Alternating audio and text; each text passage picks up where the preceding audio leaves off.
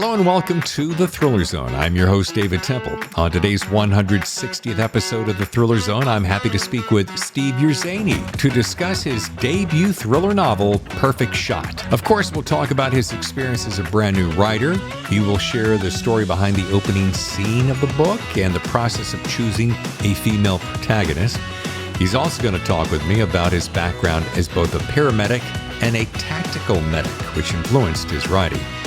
He reveals that Perfect Shot is the first book in a series featuring the protagonist, Alex Martel. So as we continue to celebrate Rising Stars Month, please join me in welcoming debut author Steve Urszenyi right here on The Thriller Zone. Steve, welcome to The Thriller Zone. It's so good to see you. Thank you, David. Thank you for having me on. Man, I've seen you appear on other podcasts, and I'm like, this guy is money. He shows up with a microphone. He's got lights. He's got ambient light. He is prepared. This is a guy who knows how to do a podcast. So congratulations, and thank you for that. My pleasure. Some might just say I'm overly vain, I suppose. I call it prepared. And by the way, this is the book we're talking about today, Perfect Shot. What a delicious read. Thank you. I'm going to let that sink in because I got more things to say about it, as you could have very well imagined. I got stickies. I got a little homework here in the back. But oh boy, this I'm going to save all the accolades. I'm going to stack it up, but I will say that Perfect Shot was exactly that, especially for a debut author. Thank you.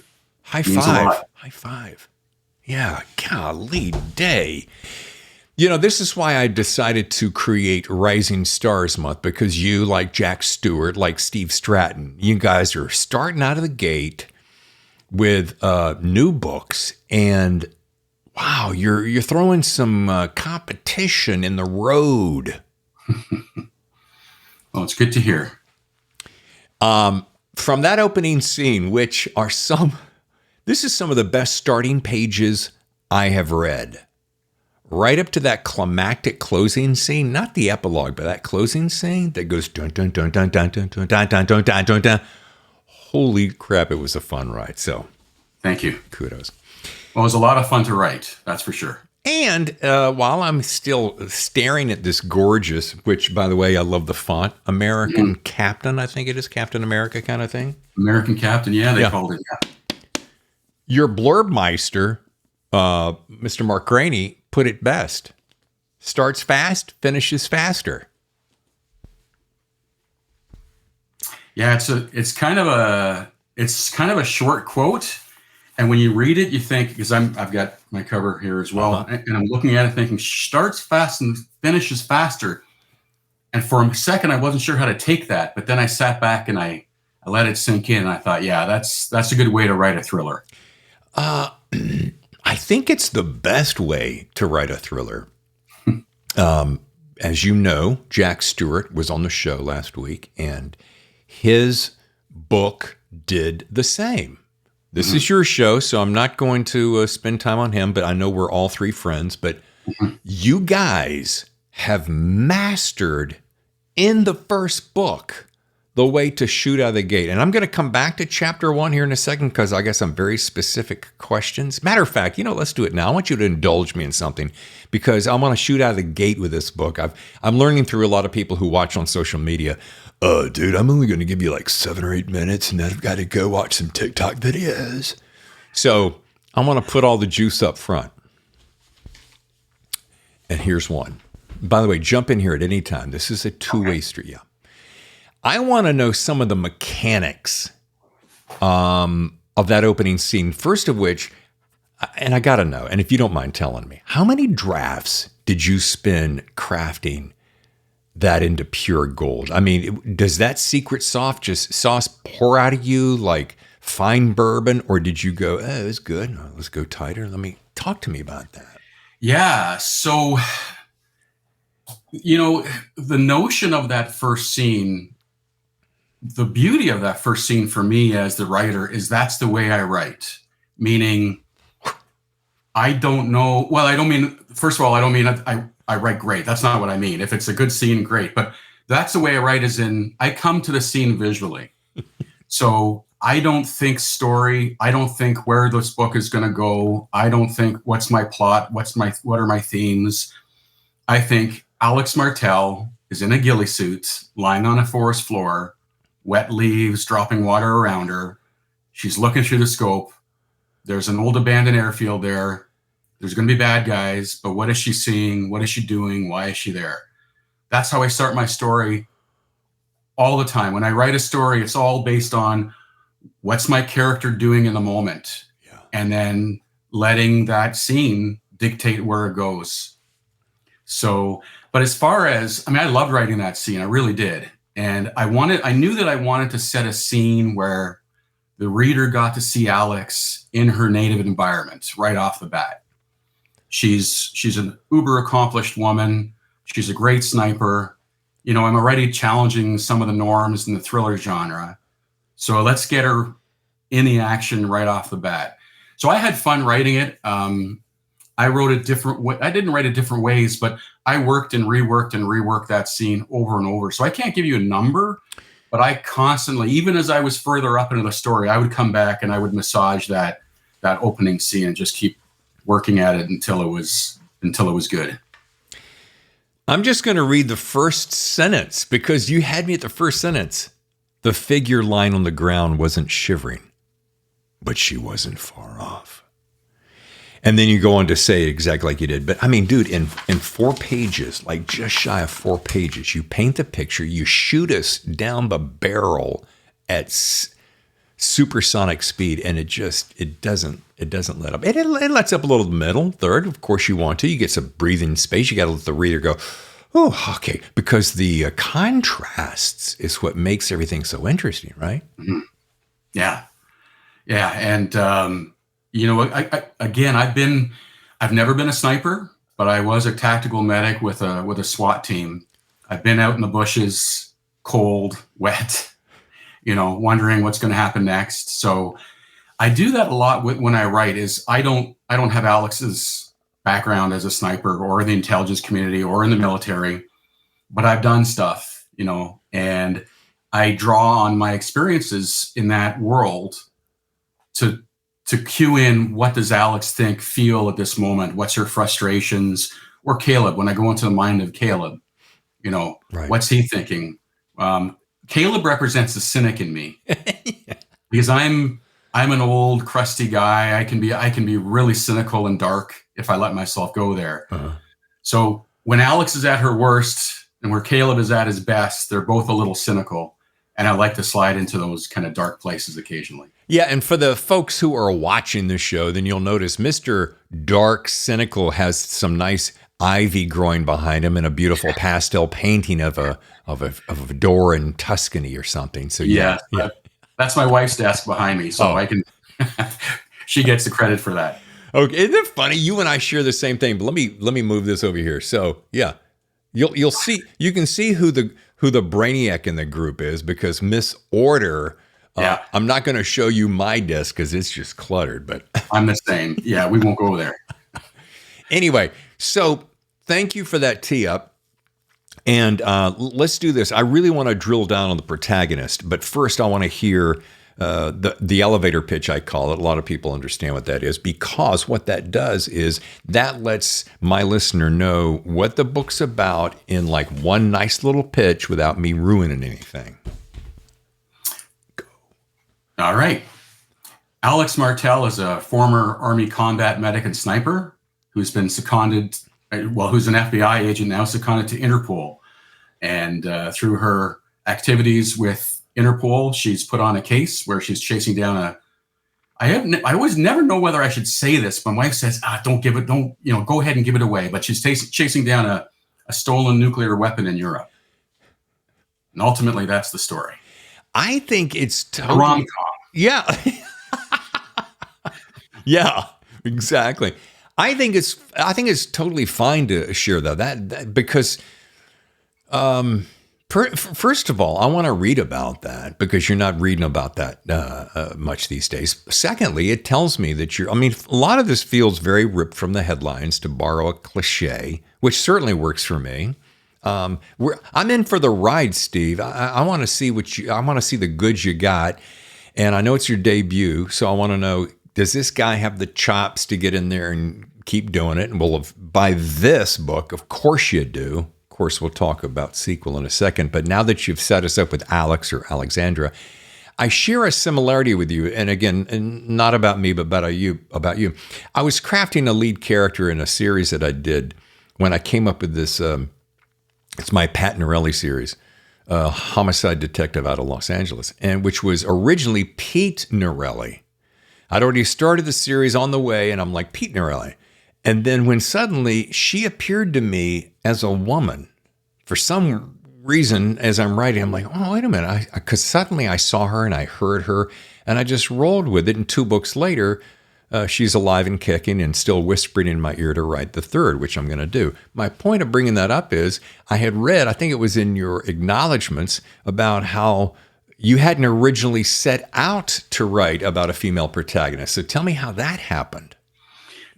Not too different than you. I had started, over the years when I decided I wanted to get serious about writing and, actually craft a novel, I had started writing various stories. And as I mentioned earlier, I kind of put a character into a scene and then write from there and see where the character takes me.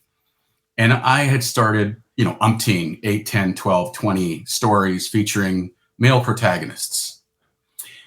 And they all felt like the gumshoe detective, the Mickey Spillane. I could picture Bogey doing a scene, that type of thing. So they were great, but they were not my voice. I couldn't quite get my voice going in those characters. And then I started another one, which featured this female character, an Interpol agent. The scene was set in Amsterdam. Her name was Rachel Danaher. I know that because I looked that up not too long ago. But so Rachel Danaher was my character in the story, and she kind of came alive. And that story ended up going nowhere. But then subsequently, when I started to write a screenplay.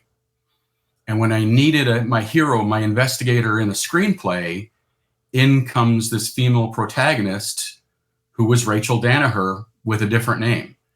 And so Alex took off from there. And as I wrote Alex, just like your experience was, it kind of wrote itself. I knew where it was going. I found the voice in her character, and it just took off. So that's what I mean by saying, I didn't think about, well, I'm going to write a female protagonist. I tried lots of different characters. And for one day, I started writing a female character one day. And that's the one that became the one that succeeded in my head. Well, is it safe to assume that your wife, Lynn, said, oh, yeah, go girl power? Yeah. So in the beginning, Lynn didn't see anything that I wrote. I never shared any of my writing because they were just ramblings, 5, 6, 10 pages before I put it down and try something else. And it wasn't until I probably was halfway through what was the predecessor to this, to Perfect Shot, which, by the way, there was a book one that started to go out during the pandemic on submission, but we pulled it back because it was the first week of the pandemic. We decided to go on submission. So it wasn't until I was halfway first, my truly finished first manuscript, that Lynn picked it up and started reading. And yeah, I think she was pretty stoked that there was a pretty cool female character. And Lynn helped me refine, if I was starting to fall into any of the female tropes, or she was brushing her hair or twisting the curls too much or something, Lynn would let me know that, no, don't be an idiot and do that. So she would rein me in on any of my illusions of the female stereotypes. Don't you love it when your wife goes, Steve-O, let me keep you grounded here. Women don't do that or don't talk about that. Every aspect of my life, Lynn keeps me grounded. So I did that once. I made a comment. I had Pat doing something. And my wife, who's very cool and very loving, she says, you do realize that you're setting that scene up as a guy, what a guy would say. Girls don't talk like that. I'm like, well, cool girls, no cool girls, no smart girls talk like that. And she took me to school and I learned. So there you go. Well, you saw in the acknowledgments as well, one of the advantages to working 40 years in total, but 30 years in emergency services as a paramedic and a tactical medic. I work with a lot of women as partners, whether they were police officers, whether they were paramedics. They were dialed in. They knew their stuff. So, I had the example, never mind Lynn checking and balancing what I'm writing. Sure. I had the living example of women I work with every day leading the way in situations that, Alex might find herself in. And am I correct? Because you just referred to acknowledgments once again. This is where you said part of the reason you had chosen this female protagonist because of all the strong women figures that were around you. Which I thought was so spot on, so awesome. Such great kudos to you for giving that kind of acknowledgement and power. Well, it's funny because I almost didn't write that in there in the acknowledgments because I thought someone's going to read that and think I'm being patronizing. And then I thought, hell with that. I'm going to write it anyway. I'm going to acknowledge people I know from my life. But then one day I try not to read too many reviews. Yeah. But I did read a Goodreads review by a woman, and her comment was, it was great to see a story where a woman can achieve so much in this misogynistic world, and on she went. And I thought, well, that's an interesting and cynical view. And then she said, but I'm glad to see that when I read the acknowledgments, Steve bases his character and her actions on women and people he's known. So I'm glad there are women in this world who can do those things. And I thought, I'm glad I put that in there, if nothing else than to reinforce for this particular reader that people like that exist out there. Yeah. Note to self, Steve, I think we all, the smart ones in the group, kind of stay away from most of the reviews. One thing I have appreciated about Jack Card, I'm going to steal this idea, by the way, is pull out the worst reviews and read them on the air. So, but yeah, I don't think that sometimes, and I think, like social media can be this. It's just a platform for people to babble about something and to gain attention. And they're cynical, bitter people. And I just say, shut the hell up. So, yeah. Anyway, speaking of all of this and research, it's very clear with this book, Steve, very clear that you love research. You can't write this thick of a book, and thick I mean dense, not thick, because it's still shy of 360, but that is so chock full of research. I mean, it's clear that you love that, and it's clear that you love to travel. And I was all proud of myself going, well, if I was assuming anything, I'd know that Steve probably loves to travel. Then, of course, I start following you on social media after I write this note to self. And yeah, I'm traveling, dude, when I'm not doing anything else. So I don't feel like smart anymore. But you like the research, don't you? Oh, yeah, very much so. I mean, ever since I was a kid, I was so hungry for knowledge as a kid. I was lucky. I grew in a house with literally 4 sets of encyclopedias in the den. So, obviously pre-computers. Sure. Back in the 70s and 80s. So if I wanted to know something, I went down and I picked up the encyclopedia and I read it, and I was always hungry for information. So even now when I write, probably the hardest thing is that the research can become the rabbit hole you go down, and what are you doing? I'm working. Well, no, you research that thing that in 5 minutes told you what you needed to know. The last 4.5 hours has been your entertainment. So go back to work. I partly agree with that. And then the other part of that, I read somewhere recently or some time ago, where an artist, and you're an artist, authors are artists, need to spend time just being, and not to be woo-woo, but I mean, sometimes you got to I find myself, luckily, we just moved and I've got this spectacular view of this Olympic-sized pool. And sometimes I'll just sit there and stare at the pool and the way the light reflects. And my wife will sometimes, what are you doing? Homework, babe. It looks like you're staring at the pool. It's homework. So she's gotten it. But with you, I say, you got to take that time. Go down the rabbit hole. Learn what you got to learn. But I bet you dollars to donuts that it's going to trigger something in your head because you're going to retain something. And later when you're writing another scene, you're going to go, oh, remember that day that I, was goofing off? Yeah, absolutely. And, I was a teacher. I'm still intermittently a teacher. I do guest lectures in the paramedic programs at a local college. I taught full time for a year between gigs. I kind of left the road for a year, went to teach for a while. And intermittently, I've been a mentor and, precepted other paramedics. So had other paramedics ride along while they were upgrading their skills or whatever. And there honestly is no better way to become solid and conversant at your own skills and knowledge than to have to help explain and teach that to somebody else. Right. And writing in a lot of ways is like teaching. And I don't mean that our writing should be so pedantic that you're making people learn. Right. But if we're going to write concisely, you've got to be able to relate the information concisely. And in a small amount of space, the reader should have the understanding or illusion or whatever that you know what you're talking about, or the characters do. And that comes from, it might be many hours of research or watching videos, but it's got to come out in only a sentence or two when you can, to make it as, concise as you can.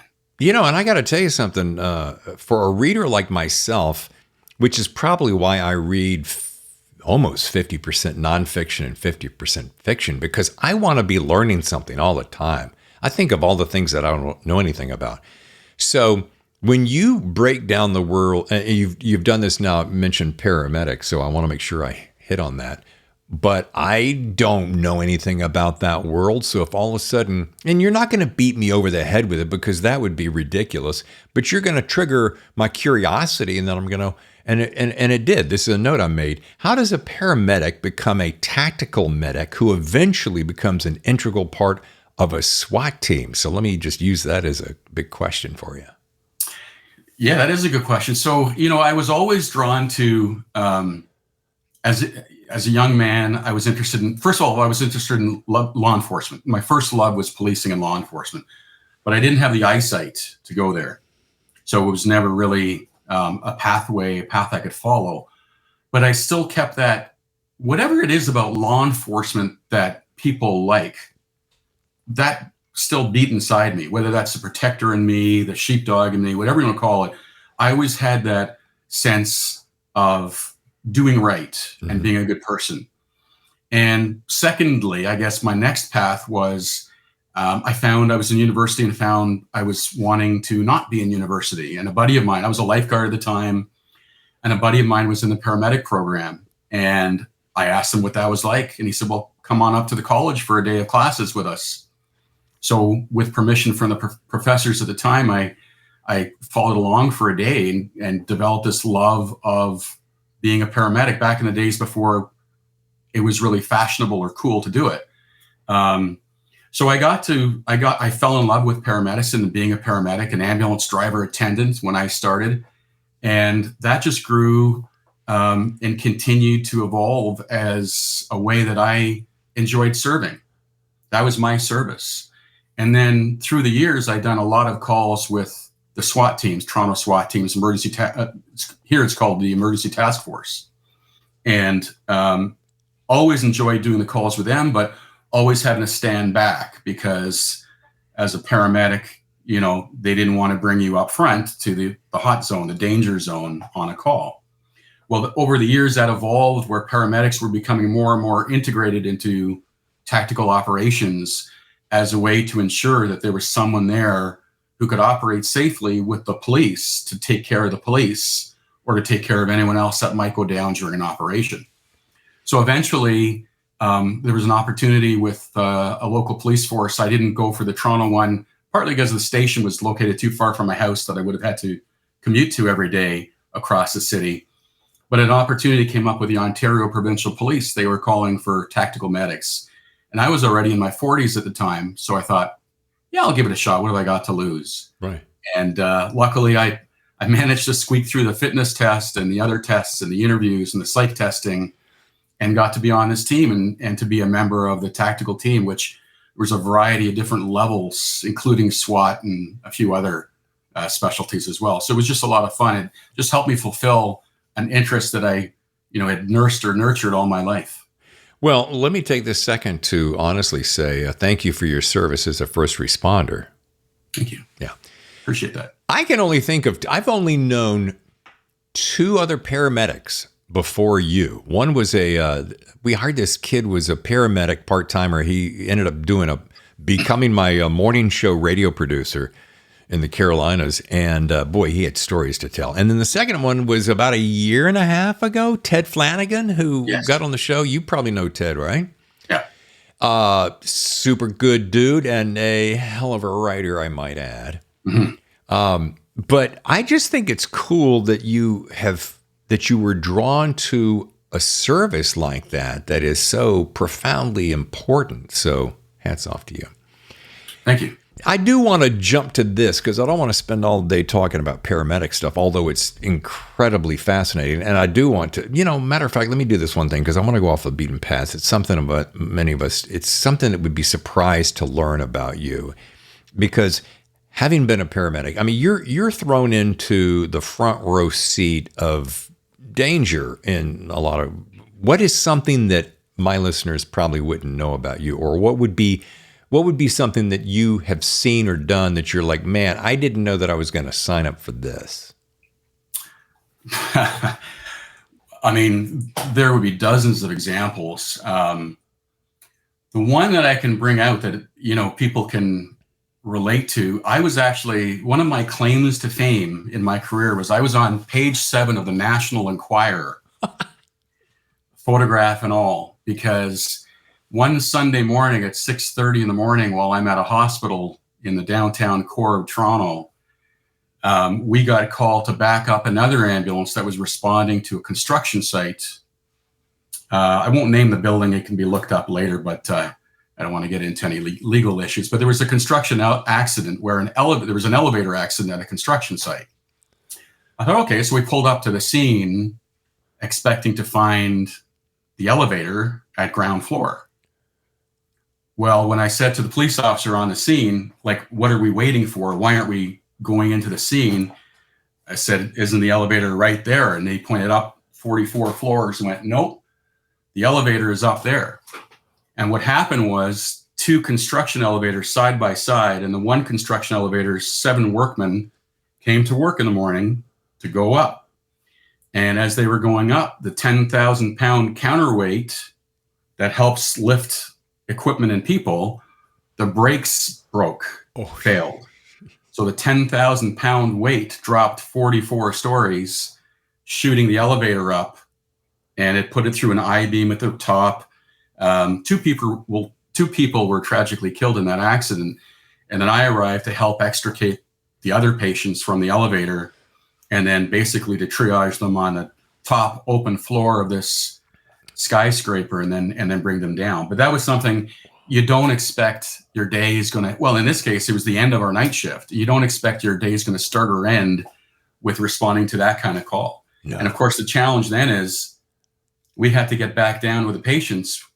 And by then we fully understood what the nature of the accident had been. And now you're getting into the sister elevator of the one that had this accident, not knowing what to expect. So it's it's a profession where you honestly have no idea what to expect from minute to minute, let alone day to day. Yeah. Therein lies some of that excitement, the adrenaline. Yeah. Oh, yeah. All right. Now, I want to know, Alex, such a great character, by the way. And I have a feeling I know the answer, but I got to ask because I want to know, is this a standalone or are you building this into a series? Oh, totally a series. Okay, good. Yeah, Alex is a series. She's got so much to offer and so many places to go, and the cast of characters around her, it's series material. Well, and to use to just go ahead and put it out there, it's a perfect shot for being a series. See what I did there? Okay. I do. Thank you. I want to say this too, because I got wrapped up in this conversation with Jack. Yes, I'm referring back to Jack. It is Rising Stars Month, so I can do whatever the hell I want to do. Sure. So I find out that he and you both share the same agent, John Talbot. That's correct. Talbot Fortune Agency. So first, I got to get him on the show. He would be a remarkable asset for the show. I think my listeners would love to hear what he has to say about the business. Don't you think? Oh, yeah, totally. John is one of the, I don't know a lot of agents personally to have conversations with them, but I do know that John is one of the most knowledgeable people out there about the industry. He's been in it a long time. He's worked at different publishing houses. He's edited some of the best people in the game. If I'm not mistaken, he's edited Clancy in his early days. He's seen a lot, done a lot. And if you look at his roster, never mind Jack and I, if you look at his roster, he's got some real solid writers on there. No, Brad dude. Taylor. Yeah, he's just chock full of hitters. Yeah. Yeah. I feel like I'm still in that. I look at the roster. I actually don't look at the roster because it's just too embarrassing to look at where I am in my career versus these other people who've achieved so much already. So. Well, and I don't want to look like I'm blowing smoke up your skirt, but I mean, when I saw Clancy, Griffin, and Jack Higgins as the guys that he helped really kind of lead the way, and then I knew that he started out at Simon & Schuster, I'm like, the guy's got chops. Then I met him at Thriller Fest 2019, which is, I bet, about the time you got picked up. July 2019, yep. Yep, and I was there pitching a story, and I remember him above anyone else, the way he listened. He was right there with me. And yeah. Oh, yeah, that's great. And I never asked for any pages. So that was crushing. But, that's the way it goes. But yeah, I'm going to get him on the show. But the other thing is, how did you land? I mean, we were there at the same time. We had not met yet, which I'm sad to say, but now we have. So that's kudos to us. Mm-hmm. But how did you land this? What was the pitch that he went, leaned forward and said, tell me more about that? Your guess is as good as mine. I went into the pitch. Interestingly enough, I was there in 2018. I was at Thriller Fest in 2018, attended PitchFest, pitched like 12 agents, queried like 20 more afterwards, didn't go anywhere, worked hard at polishing the manuscript that I had brought with me, and went back to Thriller Fest and PitchFest in 2019 and only pitched John. So I was all in on one agent. Right or wrong, that was my approach. And I don't recommend that, but that was my choice in 2019. And I honestly don't know what he saw. It was, maybe it was the fact that I'd now been working with Alex Martel in my head for a full 1 year more. Mm-hmm. And I knew more about her. I knew more about the story and the stories of Alex. My background didn't hurt. I think he was attracted to the fact that I had a very operational, tactical background. At the time, I was still the commander of the province of Ontario's disaster response team. So, that doesn't hurt, I suppose, when you bring that up in your introduction. So I can't ask. I think you'll have to ask John, what he saw in guys like Jack and I. But the reality is he saw the jewel underneath no, I'm not a jewel, but whatever it was, the shiny turd below the crust. I don't know, whatever it was. That should be a t-shirt. I'm going to say that it's the same thing because Jack and I were saying this. I'm like, look, come on. When you, here it is. It's the air of authenticity. And it's the fact that you are an expert at what you're talking about. Thirdly, you have an exceptional imagination to step outside of that world and fill it in with what you don't know. I mean, I could not think of a better trifecta recipe for success than that. Yeah, and John was very interested in hearing my pitch. He loved my pitch. He loved the story idea that you get across in 2 minutes, and my background. And I think certainly anybody who can walk into that kind of a situation and be confident or appear confident and try to quell your nerves. And I'm kind of trying to address the people who might be attending a pitch fest sometime because it's hard. Oh, hell but yeah. You just got to go in confident in what you know, confident in what you do and your skills, and know that the person on the other side of the table wants to hear something good that they can grab onto. And everybody's all the agents are looking for their next, S.A. Cosby, Sean or Jack Carr or whatever. Jack didn't, of course, go the literary agent route, but you know what I'm saying? They're looking for those shining examples that they can latch onto and that'll help build their own practices. So, and then, of course, when I sent the manuscript, by then it was a pretty polished manuscript because it was the one I went down with in 2018. And I had reworked it and edited it and worked with a professional editor. I worked with Ryan Steck, the Real Book Spy, who didn't do so much editing, but did a ton of coaching. And I would say that a lot of what I know about the thriller world and thrillers as books, I got through my conversations with Ryan. Wow. So when he coached me with my manuscript, my first manuscript, it was really about teaching me how to write a thriller. Yeah.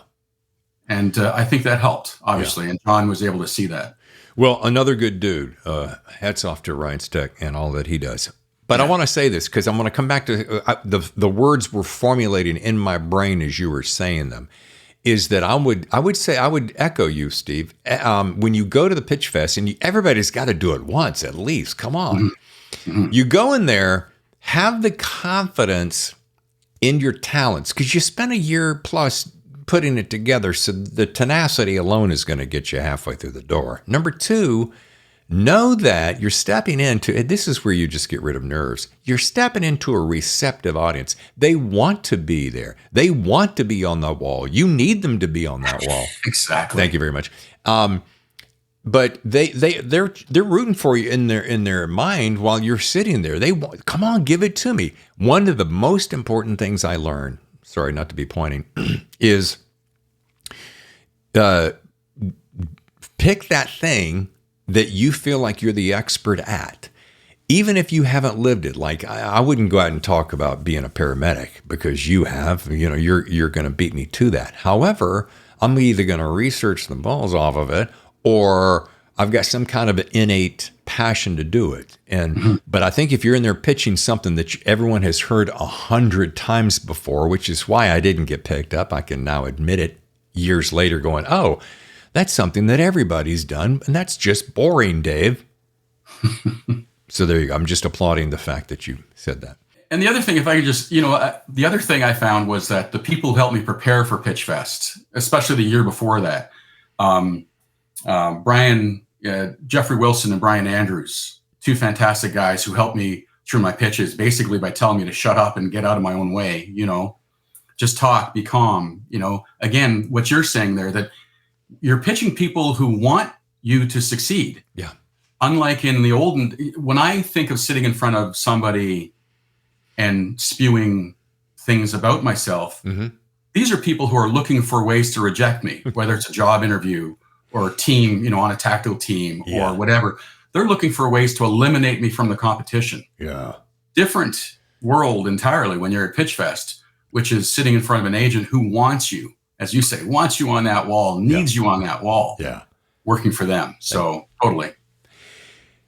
One more thing to just nail that theory into the wall. I worked in Hollywood at 3 different tours of duty, and one of them was, going acting. So I was in there doing auditions for sitcoms and TV shows. And you want to know a room that they kind of want you on that wall. They want you to succeed. However, they've got 600 guys that look and sound just like me. So really what they're trying to do is just find the weakest link and get it out as fast as they can. So unless you show up with something truly unique that's outside the norm, you don't stand a chance. However, conversely, in the book world, they want you to win. They want to hear that story. And hopefully it's super fresh.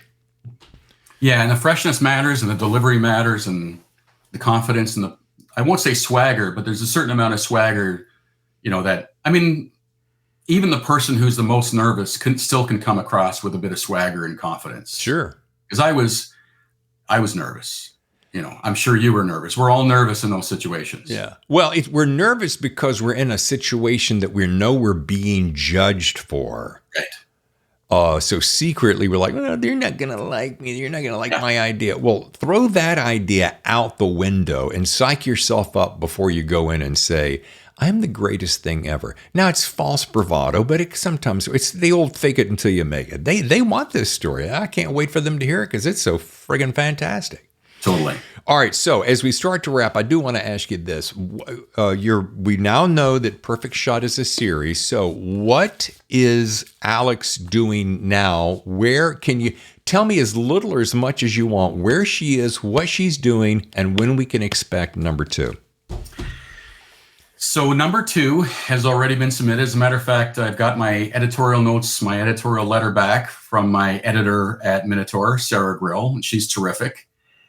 She cuts to the chase and cuts you to the quick and cuts you many ways, but ultimately helps you make the story better. No, Sarah's awesome. She's totally kind in the way she does her job, but she makes her point very clear. So working through edits on book 2, making that stronger and ready for publication. And that'll come out next November. Okay. And I'm writing book 3 in the meantime as well. So book 3 is being drafted as we speak. But as far as Alex, I don't want to give too much away because there's some questions I leave at the end of the story. Yeah, pretty good ones too.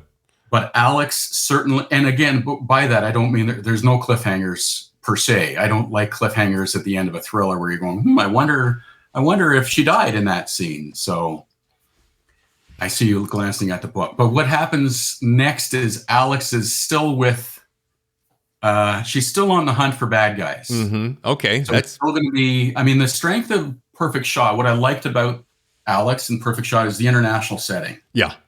And it appeals to people. It will appeal to people who love that international setting, the international intrigue, the different agencies and, bad guys, etc. So it's still set overseas, but she does come home.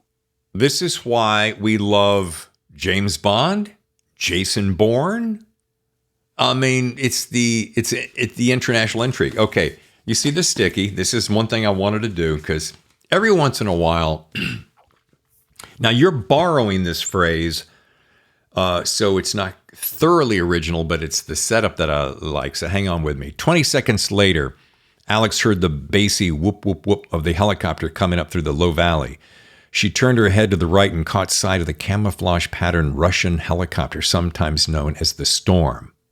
Apropos of the moment, she quoted an unknown author and whispered aloud, and this I love.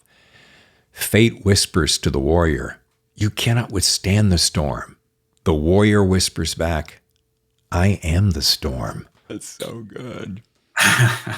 I love that. And you have to know, I debated putting it in there because in a way it's so cliche, but I thought, hell with that. It's so, well, as it says in the book, apropos the moment, I thought it was the right thing for her to think.